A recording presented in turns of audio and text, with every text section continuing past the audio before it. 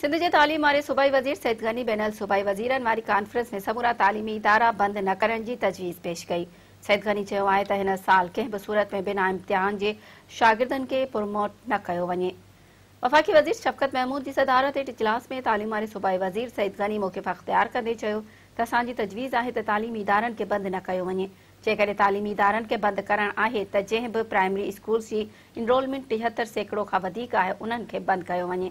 6 जमायत जा अॻु वारनि समूरनि जमायतुनि जा क्लास जारी रखिया वञनि। सूबाई वज़ीर सईद गनी चयो त हिन साल कंहिं बि सूरत में बिना इम्तिहान जे शागिर्दनि खे प्रोमोट न कयो वञे। 9, 10, 11 ऐं 12 जमायत जा इम्तिहान मई ऐं जून में वठण जो फ़ैसिलो पिणु न कयो वञे। अॻिते जी सूरत हाल खे ॾिसी बाद में इहो फ़ैसिलो करणु घुरिजे।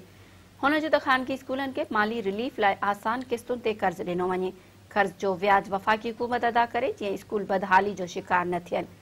वाज़े रहे त इजलास दौरान सिंध जे सूबाई वज़ीर सईद गनी जी तजवीज़ खे रद्द कंदे सॼे मुल्क अंदरि तालीमी इदारा बंदि करण जो ऐलान कयो वियो आहे।